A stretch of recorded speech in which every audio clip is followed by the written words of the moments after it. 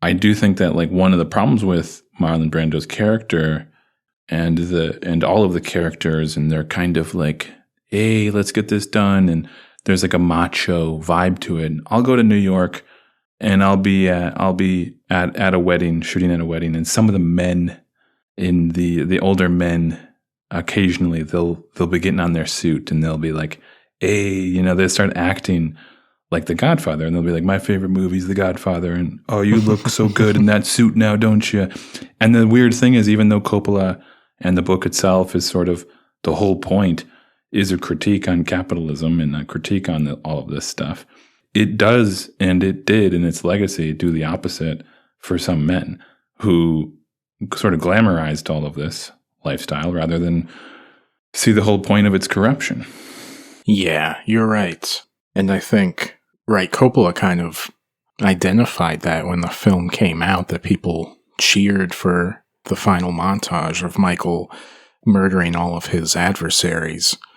And that made Coppola, according to him, want to go back in part 2 and kind of prove to everyone how horrible and evil Michael had actually become. Like, I think, right, you don't have to be that sophisticated or study film to like understand that he's turned into a kind of morally bankrupt person by the end of this film. But somehow, even with the second one, right, you still have that phenomenon that you're describing. Yeah, it's like he already created it was already in the zeitgeist. Already created this persona that certain men can kind of pretend to be. Yeah, quoting the different lines, make him an offer, can't refuse, Yeah. Leave the gun, take the cannoli. Oh, man. Yeah, and then again, along the lines of that, these are all men that we're talking about, and the women generally are kind of helpless creatures with not much say and being beat and acting in the crazy. film, are you still talking about the fans of the film or the film itself? Yeah, exactly. The fans of the film are they have work to do on themselves. Yeah.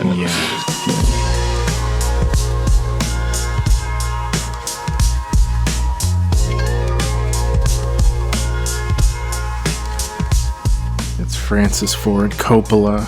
All your favorites, Marlon Brando, Al Pacino, Robert Duvall, rest in peace. We're talking about the big one, The Godfather. You might want to go to the experts for your opinions about totemic American classics, but some like it unauthorized. And I am Jay Brooks Young. And I'm Zach Domes.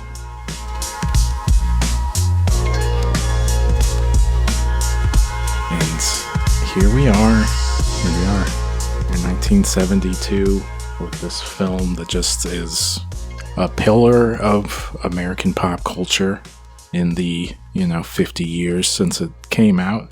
There's something about a film like this where it's just the iconography becomes its own thing, and it's divorced from what the experience of watching the film is. Like. And these things have been referenced so many times over that they are just their own ideas. The cunning Godfather is its own idea, and when you think of that, you don't also think of the harrowing scene of Connie, being beaten and abused by her husband. Like, there's a lot in this film that actually speaks to like how sort of subjugated and like lorded over these women were by these men, how much of an imbalanced relationship that was. But that stuff's all in there, right down to the final scene where you're in Kay's perspective and you're seeing that door close on her. Mm-hmm. She doesn't get to be a part of Michael's life. He has the power in the relationship.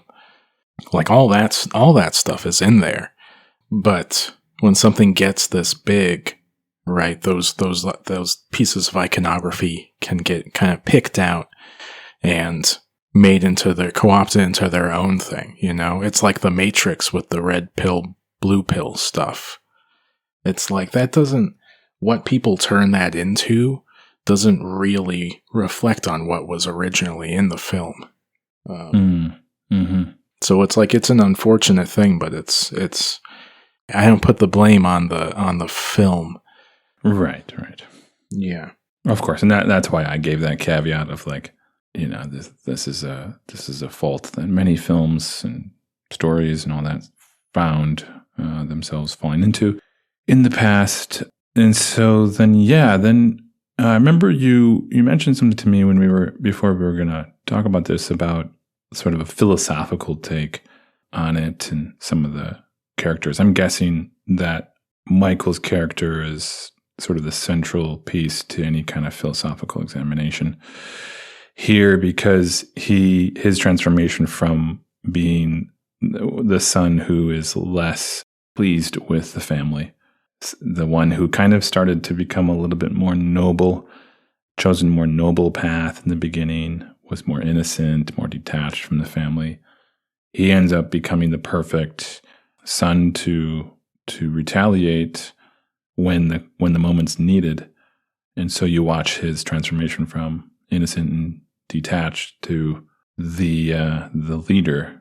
Yeah, what are your thoughts on a character like that, and watching a character like that, and what is the right thing to do in this case? Is he doing the right thing? Is he doing the wrong thing? Well, that's interesting. Isn't it like, is he a victim of fate? Was he always going to be pulled into this? I think there's this ongoing reference to destiny, at least in the book, but I think Don Corleone says it a couple times too, that like a man is fated to do one thing, be one kind of a man. So like it's he had that in him all the time, and maybe the circumstances didn't have to go the way that they went to force him into that position to take up the mantle of his father's business. Or maybe he was always kind of fated to go that way, because you also, if you take a more Marxist look at it and like think of this in terms of a story about the capitalist system, like the societal factors make it very advantageous for all of these people to go into these businesses and act as cutthroat as they do, because it's sort of a no rules, whatever goes kind of system.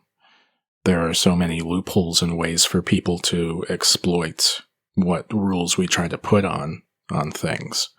So there is this realist mentality that certainly Don Vito brings and talks about, of just like someone would have gotten there first if it wasn't me. Like, it's kill or be killed. I didn't want to be subjugated to the poverty and the whatever other people decide my life will be. He wants to take control of his own life and take care of his family, this sort of thing.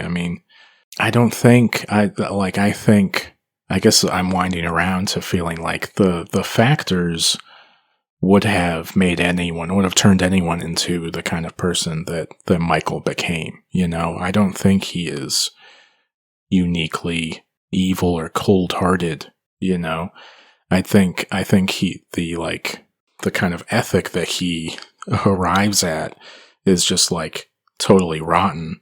But I don't think you can like blame him, because there is this society, these nurturing factors coming from his father and all the men around him that are forcing him into being this person, if that makes sense.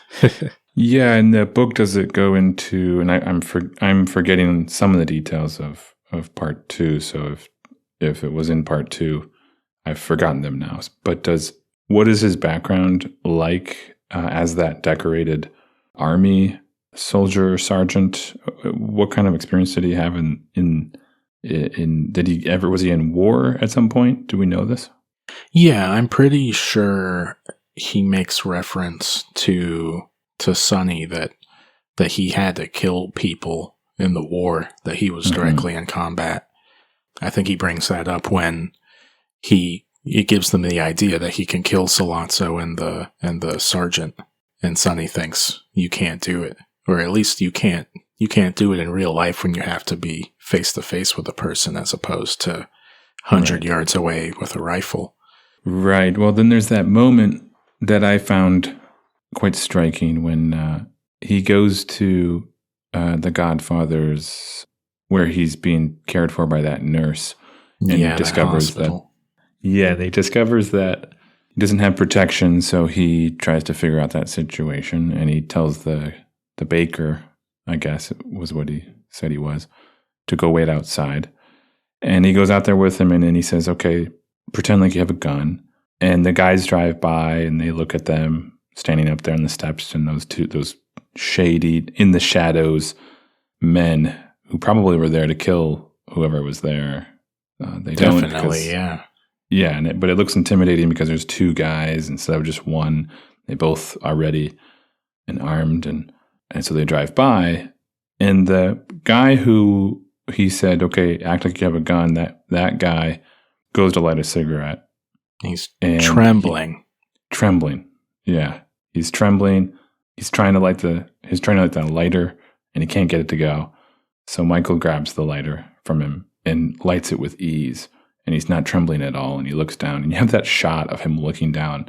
That right there is such a lovely and well shot, well captured moment. So important, because it really is Michael looking down at his hand to realize, logically speaking, he is the one that can continue this, like as you said, path of destiny.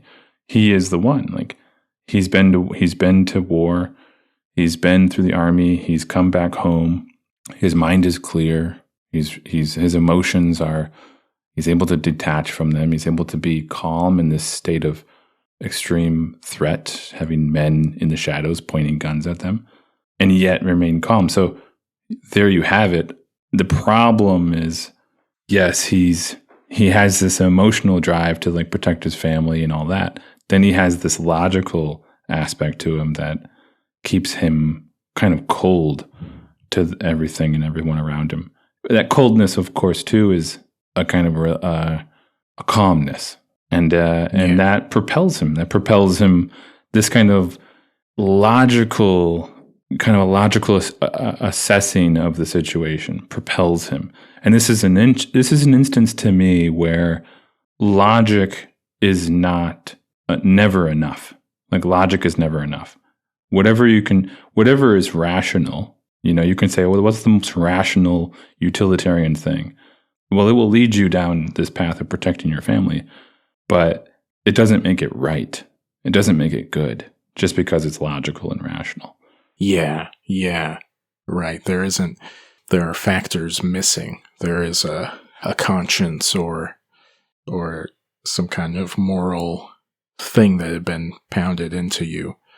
I mean, it's interesting because it's kind of a story of assimilation at that point in American history. And Michael is the product of a generation raised in America, kind of divorced from that Sicilian culture, even though his parents are around and involved in his life, he inevitably, comes up against the rest of society, and he has to try to fit into that. There's not really any other choice for him. Or doesn't have to try to. It's natural because he literally grew up in it, that he, became more of an American than a Sicilian. And so he has this kind of drive inherited from his father to protect his family no matter what. This kind of survival instinct that was so necessary for his father growing up in Sicily when it was so violent and dangerous. And then coming to America and being an immigrant and being so vulnerable to discrimination and police brutality and economic precarity, all of these things. And just having a drive to survive that and take care of the family no matter what. Now Michael is born into a world where he's protected, he's taken care of, there's no need to survive that way, but he still has this drive, and then that's kind of met with this cold logic that feels like it's not rooted in the strong familial Sicilian relationships that his father kind of came out of, because he's not trying to protect his community and, be part of a larger sort of group of Sicilians. He wants to graduate into like white society. And so that leads to him isolating himself and treating every single person as disposable. That is just sort of kind of reprehensible. That's kind of disgusting to see, of literally like putting no value on any human life besides your own and your immediate blood relatives. It's the worst of all worlds, really, uniquely because of what he inherits from his father and the Sicilian culture, meeting with this American capitalistic coldness, just creates the worst of all monsters. Yeah. Yeah, that's well said. That's well said. Sorry, I blacked out there. I love that. I love that. The blackout during pontification. That's great. Yeah. Yeah, but no, but I'm coming back around to you. So how does that feel reading the book and then seeing the movie? And does it feel to you in some sense like that Coppola, was he fortunate to have had the opportunity to make a film out of this book because the book gives so much? The story is just there for him to take and everyone on board in the project, they just all know the book just creates that focus, creates that passionate understanding. Or does he have to do a lot of weightlifting too in order to try to pull it off? Well, now you're kind of setting up a conversation about Coppola. Is he for real or is he a fraud? Right. But no, it's definitely an interesting question. I mean, it's a case of a lot of moving parts coming together to make this movie happen, right? I mean, that's always the case with films. They require a lot of people making a lot of different decisions. But this one especially, because of that production, Robert Evans, kind of famous guy, the writer of The Kid Stays in the Picture, who was a big producer with Paramount at the time. Like, he's the one that buys the book rights before it even comes out, intending to find new novels that could be made into big budget movies.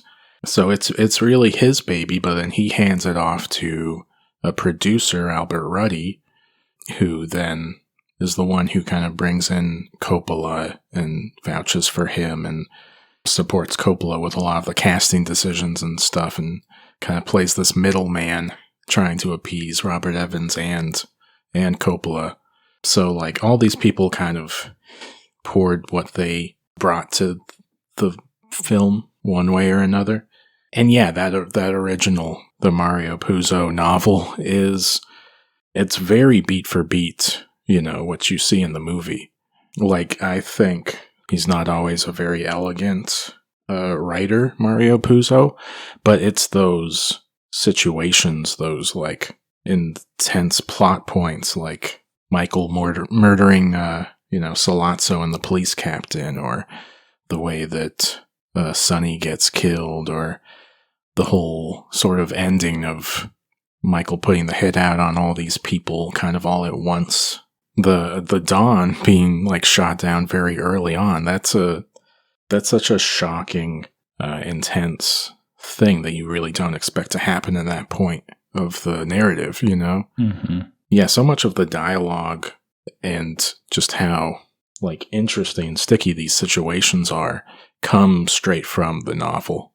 So, like, obviously Coppola is immensely talented, and he makes a lot of decisions. He, writes the final version of the script with Puzo. Like, he, tries to decide on, like, at every point what should be in the film and what can be kind of discarded. So obviously that you would not get The Godfather as it is without Coppola having these really incredible instincts. But yeah, he's starting.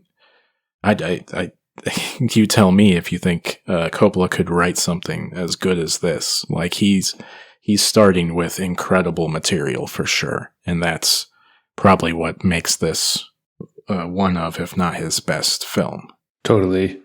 I did watch The Conversation, which he does right after this, and I think he writes that film, and that was good.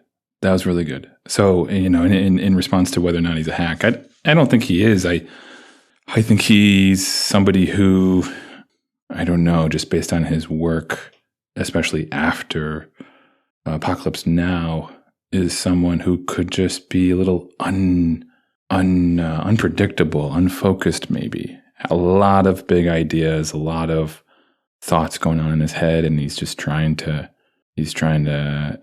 do projects that he's dreaming about doing, and he got, again, I think he struck gold, obviously, with The Godfather, in the way you're describing it and everything. And Apocalypse Now is sort of a masterful, though very what's the word?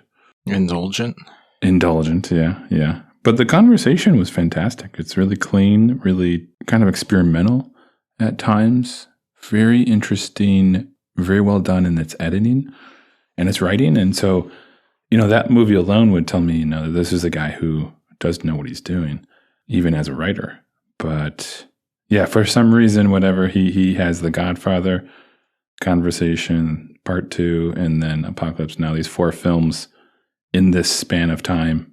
He just sort of creates these few films that are never forgotten about, last in time. Yeah, right. And besides that, it's a hit or miss, right? Yeah. I think a lot of really respected, lauded directors had a shorter span of great films than he did. Some people only make 1, 2, or 3 terrific films, and maybe they die tragically young, or maybe something happens and they don't have the resources to make more films, or they can't make them the way they want, or whatever. We still respect them. We don't have the rest of the career to kind of hold against them. It kind of gets at that Tarantino idea of every director really only has 10 great films. And Tarantino thinks you shouldn't make any films after 10 because it will actually hurt your reputation. And there are so many counterexamples that make that just bullshit and something you shouldn't, base your life around. Yeah. But no, you look at those 4 films in a row and you say, this is a run as great as any of the great directors. So yeah, he left an indelible mark, even if it was only a span of a decade in which he did it. Like those films are unassailable, I would say. Yeah, agreed. There's a lot that works well in the film and how they pull it off. And it's something that people obviously, it being at the top of a lot of people's lists, a lot of guys will say it's their favorite. And for good reason. There's a lot of things it does well. I'm curious, even though this is coming out of, we're not very far into this podcast right now, but I'm curious, is there any part of it that didn't quite work at all?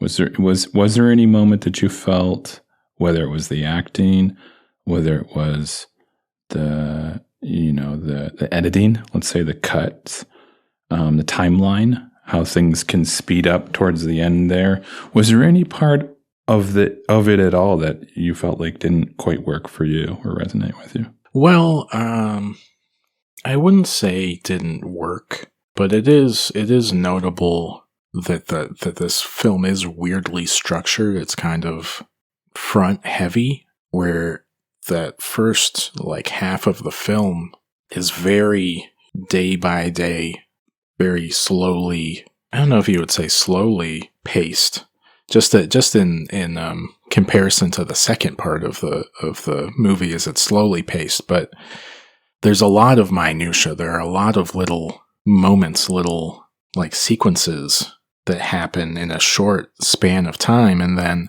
the movie really starts skipping time and becomes almost like a montage of several years of action, in the second half. So it can feel a little long, It's not so surprising. It's like 3 hours long, but it can be kind of almost overwhelming by the end. I wouldn't use the word slog, but it's like, especially the first time you watch it, there's so much information that you can't take it all in, and you kind of know you need to go back and find out what happened or watch it again.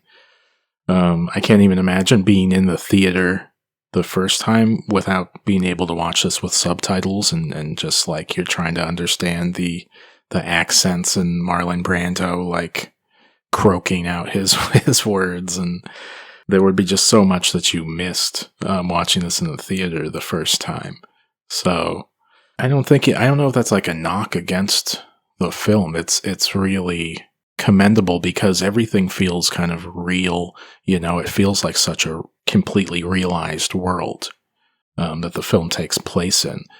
And right, that's something you usually think of in terms of novels, that they can have so much detail, but to make a film feel kind of novelistic is pretty incredible. It's just like it makes for a different kind of viewing experience because it feels like you are strapping in and just being like bombarded watching this film, Totally. What it does too is it starts you off on that high note. You really couldn't be any higher in some sense with, you immediately are introduced to the Godfather, to this performance that is like rich with a long, that long cut of that one man asking for help. And there's Marlon Brando saying, you come to me asking for help. Like it starts you off with the Godfather, with the essence of the film itself. Already, first scene,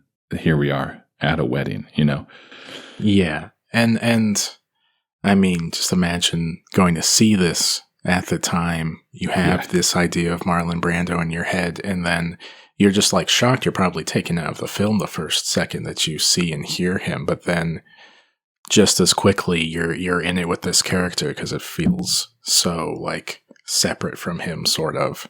It feels like this whole new creation. Mm-hmm.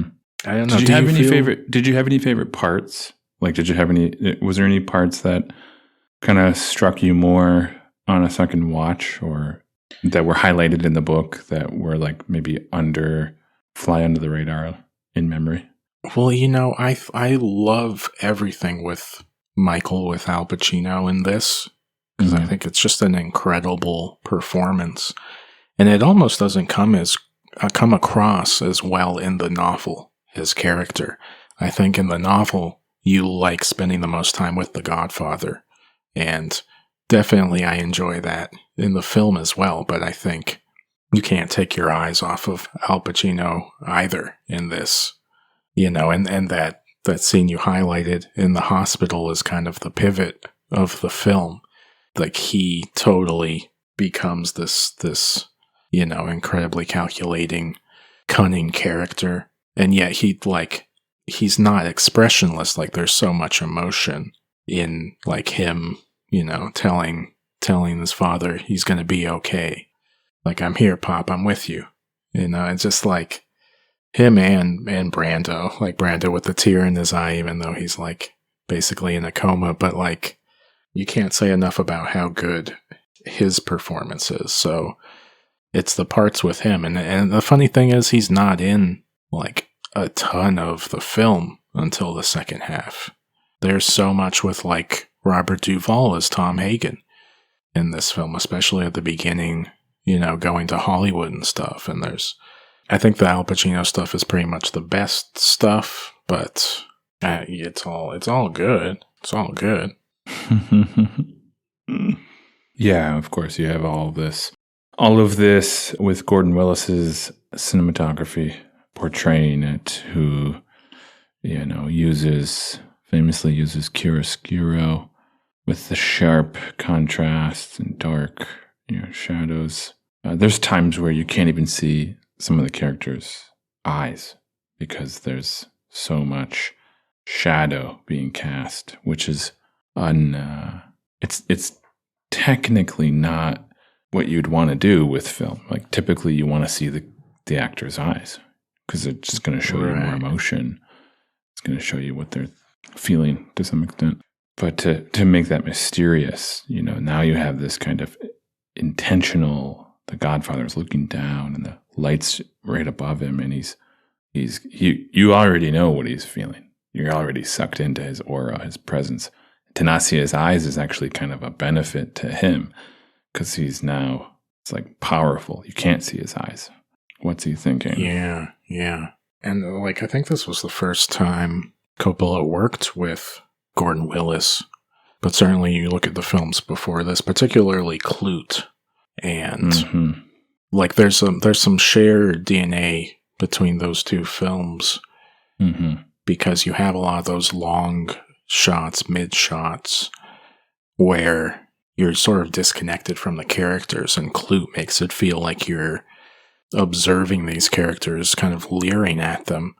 And there's something similar to this too, like you're peering into a world that you don't know, you've never heard of, because it's totally clandestine.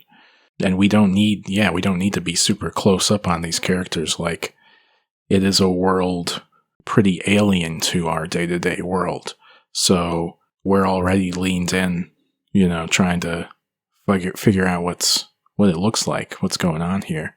And then you're able to just, because you're pushed back as camera-wise, like you can fill the frame with so much more interesting stuff, and there's so many good, shots with multiple characters, or like great shots of the streets, the wedding, seeing so many people in that, or out in Italy with these big vistas.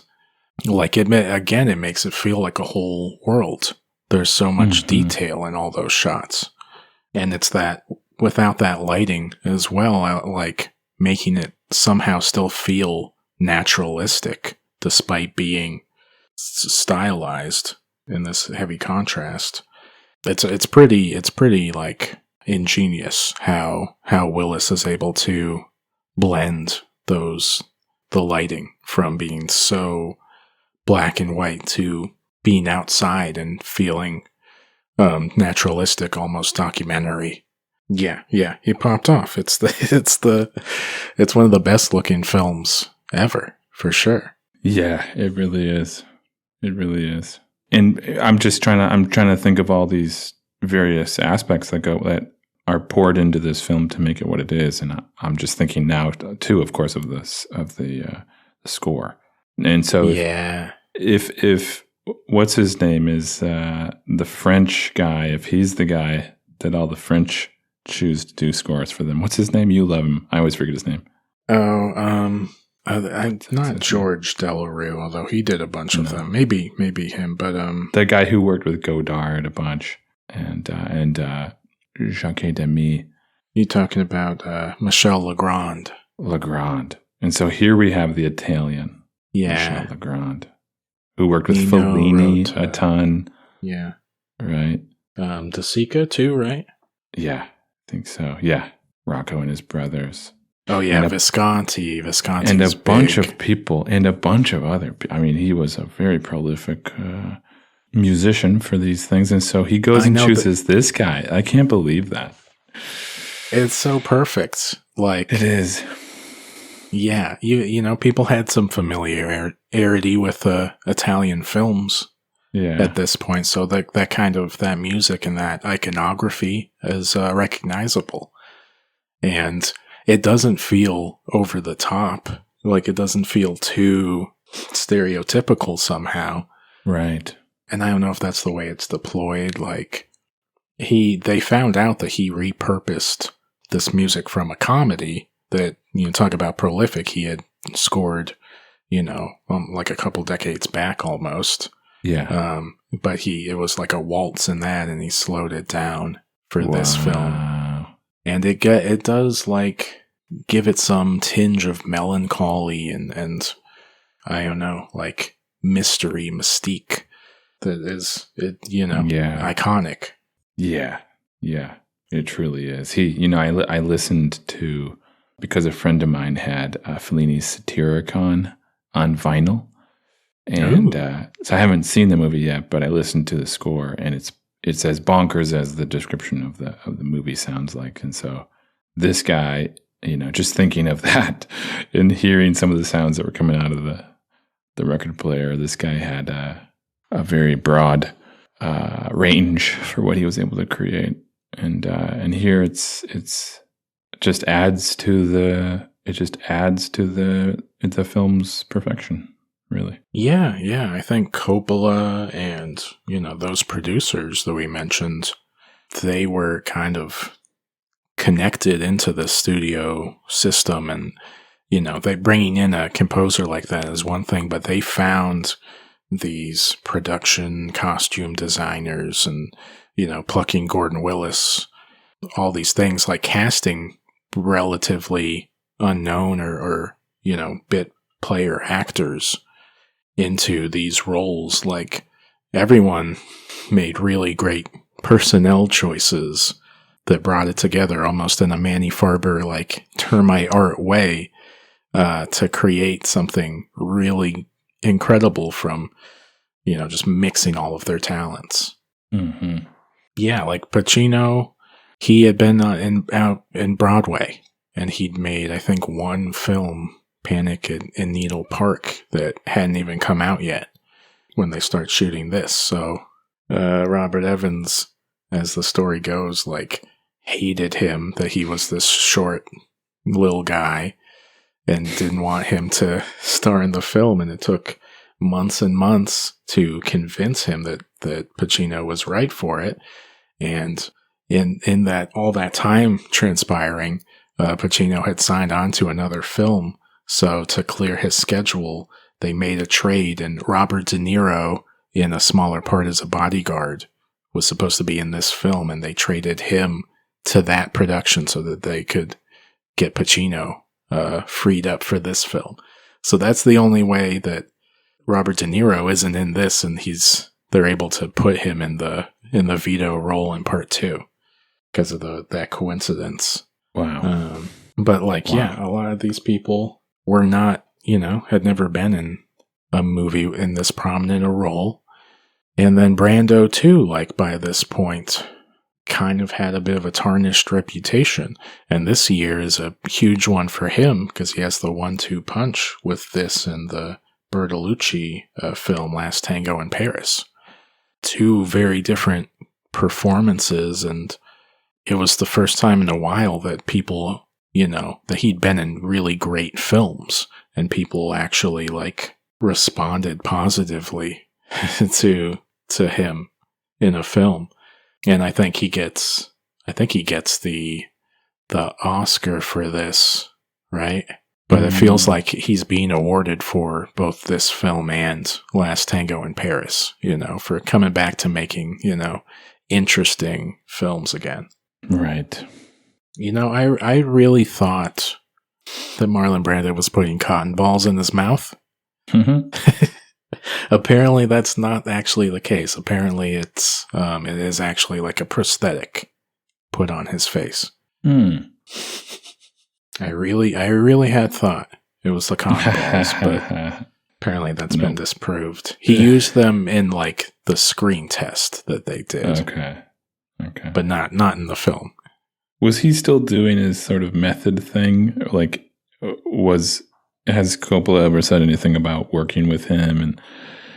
And he seemed to be when he was on, a few years later when they were doing Apocalypse Now. That definitely was very method.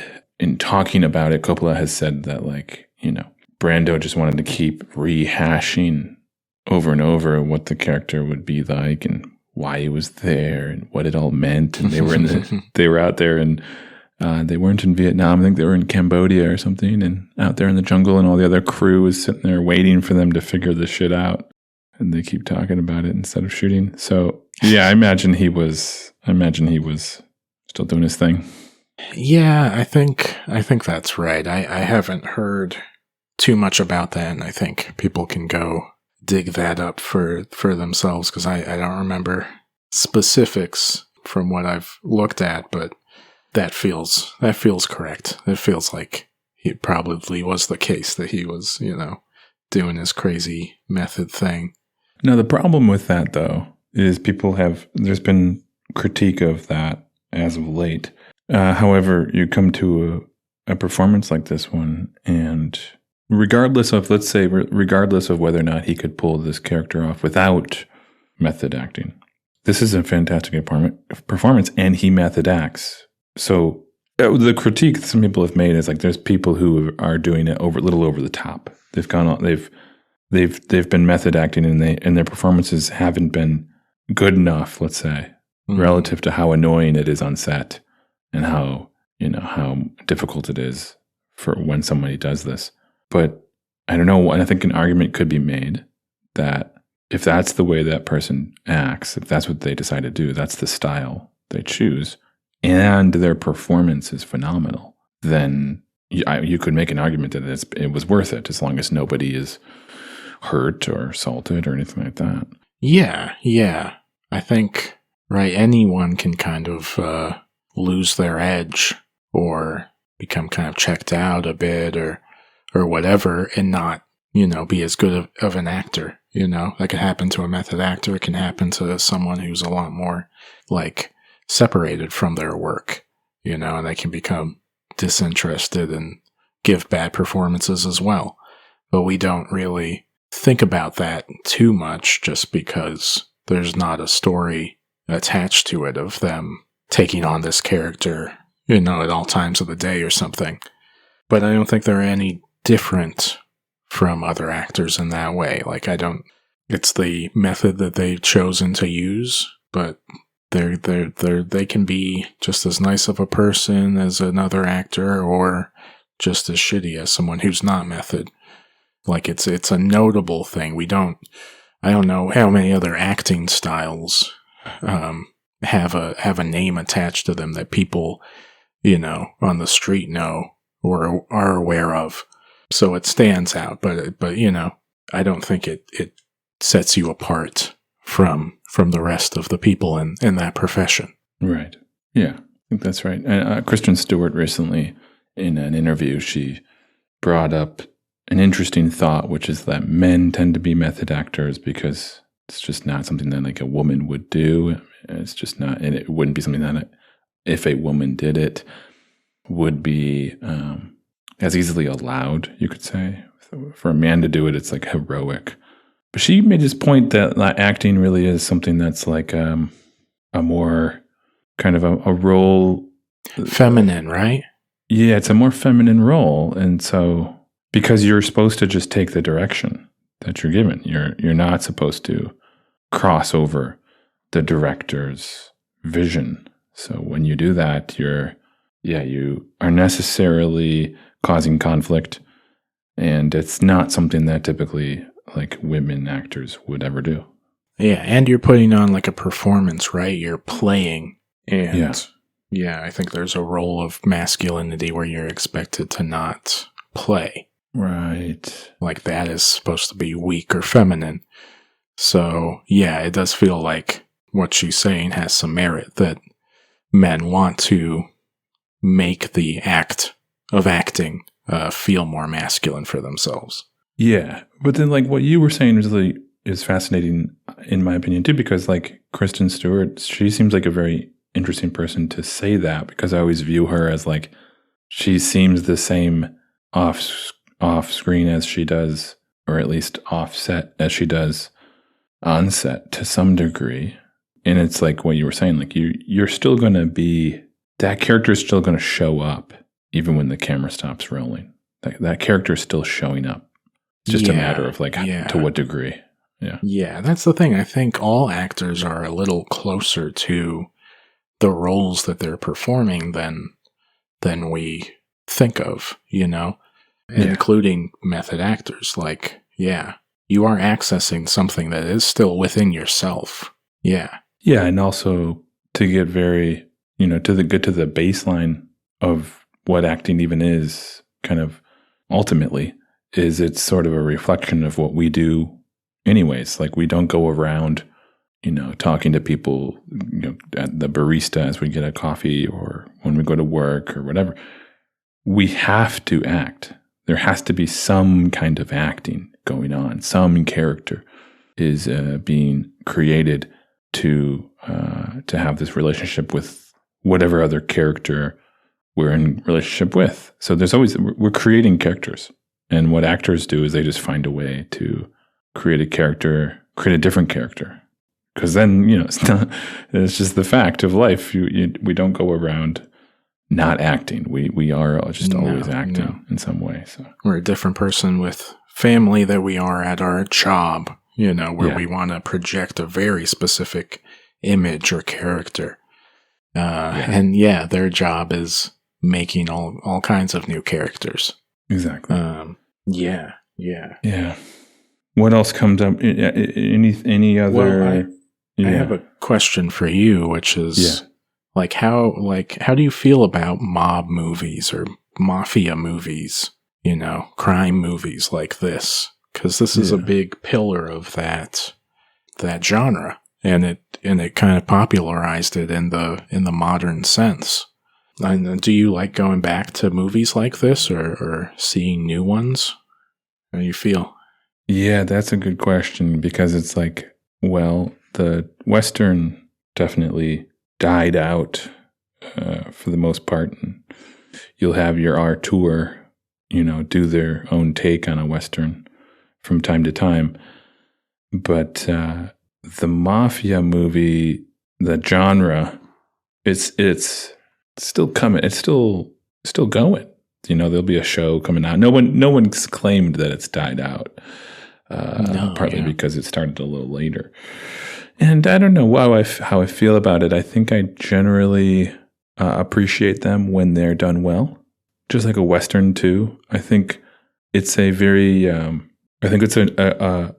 fun genre in the same way that Westerns are, in the sense that morality and what is right or wrong is sort of, it can be a blank slate anytime the screenplay unfolds and the movie unfolds. It's like with a Western, take a Sergio Leone film, you start out with this great big vista. You're out in the Southwest where there's just this endless desert in a small town, and there's this wind blowing across this great expanse. And then you see a character, and you have no idea. Is this the cop? Is this the robber? You have no clue. Wow. Yeah. No idea. And then this guy shoots this guy does this thing, and you're like, there's justification for that, but there's no justification for this. And it's just this kind of, all different types of moral decisions are thrown into the blender, and you're left to kind of wonder, was that character right for their motivation or not? And mafia films are similar, because the cops are in on it half the time, and there'll be a good cop versus a bad cop, or a good mafia guy versus a bad one. So for those reasons, I find it to be a genre that can, be rehashed endlessly. It's just a matter of if the right people come together to make it like they did here. Yeah, a lot of people can unfortunately fall back into the cliches and just copy these same beats. But if you bring some kind of fresh perspective, some interesting, ideas about morality or destiny or those sorts of things, yeah, you can make a terrific, mafia or crime film. What do you think was the last good mafia type film? Well, I don't know. I'm probably missing one, but I definitely think of what was the last Scorsese one called? The Irishman, because that was a terrific exploration of the lifestyle and the consequences, the emptiness of it. It had unlike this and many that came before. As I was mentioning, the women in The Irishman, there's a woman character. His daughter. Yeah. Daughter. She is, she's not weak by any means because he's incredibly affected by her. What is the word? Like her, well, she like doesn't speak to him. Yeah. Yeah. So in her silence and in her kind of abandonment of him, she has a lot of strength, a lot of power. So I loved how that flipped that script a little bit. Yeah, yeah. And stuff like Succession, The Wire, stories about this kind of ruthless survival or like whatever advancement in the capitalist world. Like the way that those stories are told is directly influenced by The Godfather. And they do the same kind of thing. They give you a window into a morally ambiguous world like this. We should go back and watch the original Scarface. By Howard Hawks at some point. I know, right? Like, you had an interest in stories like this, and then the Hays Code probably made it a little more difficult to tell the full story. Mm-hmm. And since you had the Hays Code being lifted at the end of the 60s, right, finally a story like this, has all the murder, all the illegal activity, and they can get away with it at the end because that's true to life. Yeah, and your inspirations are either, Scarface from 1932 or these French and Italian films that were being done because they didn't have as much of a strict regulation on what they could do. Yeah, it's no wonder that Coppola looked to those films. I mean, whether they were he preferred them over American films or whatever. Like, those were films that, were already exploring explicit themes. And, he could look at something like The Conformist or, a Visconti film or something and get an idea of how you make that stuff look, how to get it across to the audience in a certain way. Yeah. He kind of synthesized all that stuff in a way that we hadn't seen in the United States yet. Like, definitely Bonnie and Clyde was a predecessor to this film, telling that kind of American crime story. And apparently Warren Beatty wanted to star and direct The Godfather himself. But I don't know, this kind of, pushes American film forward past where Bonnie and Clyde had taken it, I think. Definitely. It's notable with the novel too, because it wasn't all that long before it came out that you had the Supreme Court cases where explicit novels were given a free speech exemption, like prior to like 59, 60, there were a lot of banned books that publishers would not touch. And the type of content in the Godfather novel, there's a lot of sex in it, as well as, this graphic violence. That content was not published in books, kind of like prior to 5960. So it was still pretty early that someone was able to put that stuff in a novel and able to tell that full mafia story and include those other things. Maybe you could tell that story without all the sex in it. There's a lot more sex in the novel. But like it was also breaking ground, and it's no wonder that it, was such a bestseller. And, it became evident to Robert Evans and Paramount that they should definitely make a film of this book, because it was of great interest to the American public. Did he do anything else? Well, the funny thing was this book kind of came out of a goal to write a bestseller, basically. He had written other more literary novels before this that hadn't sold well. And his publisher said, if you focus more on that mafia stuff, we could actually sell this. So he did it with the financials in mind. So I don't think he's he's a very notable author because just going off of this book, he's not the most incredible writer. But here he synthesizes his interests in headier themes with just a pulpy, really satisfying plot and a lot of detail. It is so much detail in the book about these different people, their backstories, the kind of businesses they had, and it's a little like annoying to read sometimes because it just slows to a halt to describe, a room full of gangsters to you. Yeah. But it definitely gives you that impression of like being led into a world that you don't know about. Fascinating. Yeah, what do you think of overall these types of films? Did you answer that? I guess I didn't. That exactly. Yeah, you gave a lot of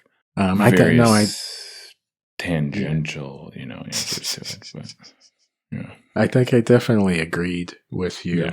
Yeah. That they're interesting and they can be done in fresh ways. Yeah, there you go. Yeah, that's right. But it is unfortunate, like you said, the kind of like male obsession with these films and these characters. Yeah. So I do feel a kind of natural aversion to that crowd. Mm-hmm. I feel similarly sometimes about these like horror and exploitation films. Like there's a certain type of guy that is really into those films and digging through the crates, so to speak, and finding even grimier, even cheaper, horror films or exploitation films. And something about that kind of guy sits wrong with me. So it's something similar with mob films where I'm not like itching to go back and watch every example of a mob film. But it's like, especially a film as well made as this, it is a great time watching one of these. Yeah, well, there's a reason.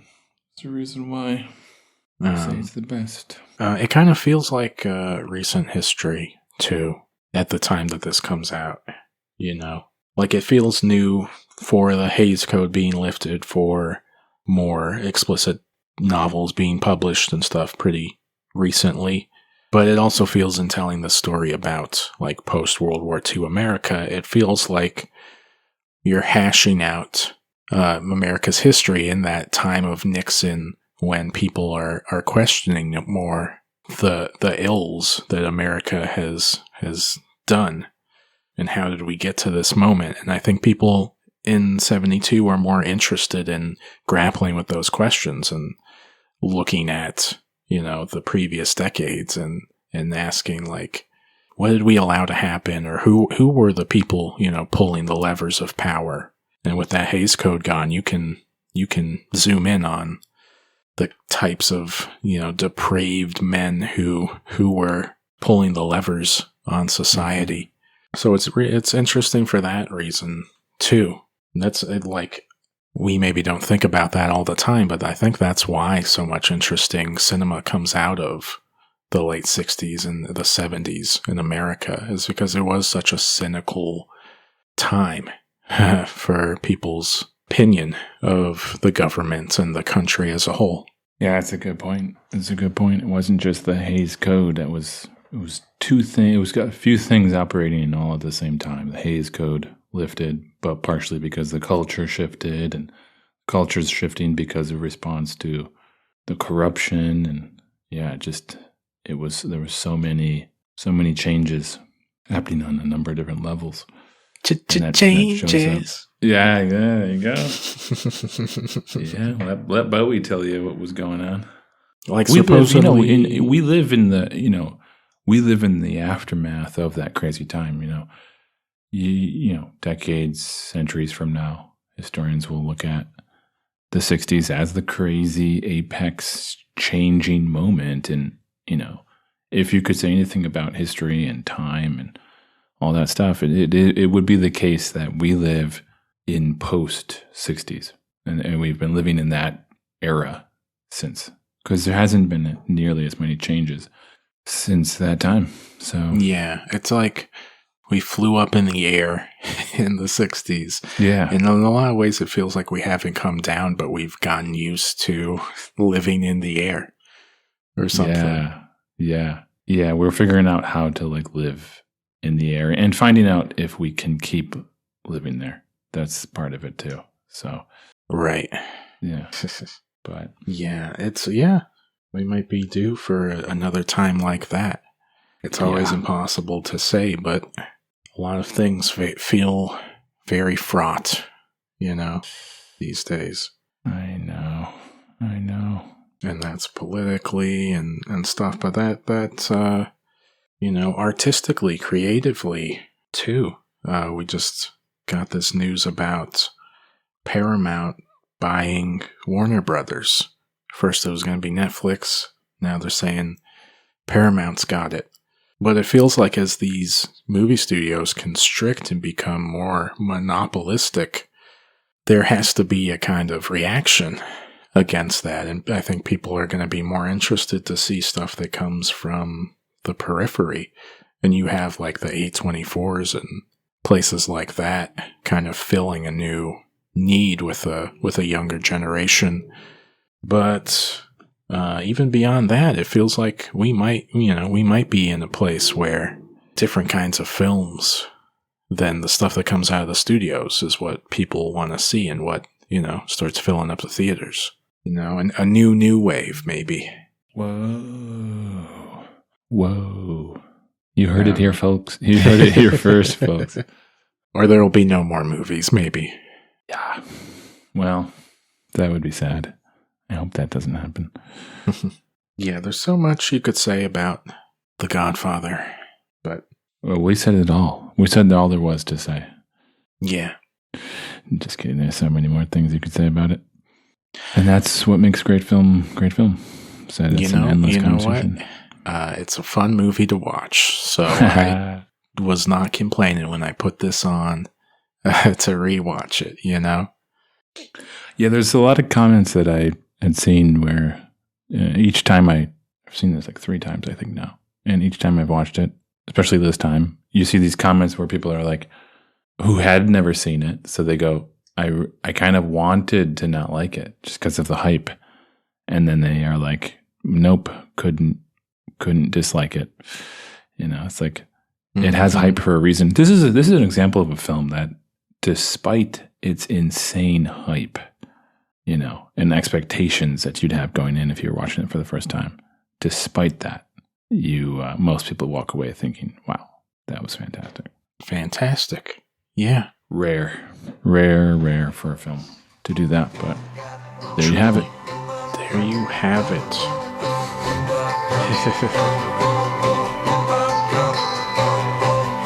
Next up, we'll be talking about Spirit of the Beehive, the Victor Erice film out of Spain. Fun, wide-ranging conversation, I think. So look forward to that. And in the meantime, you can find us on Letterboxd and read our top 10 from 2025. All that stuff is at unauthorizedpod.com. That's it, folks. Cool. Amazing. So until next time. Till next time. Peace. Peace.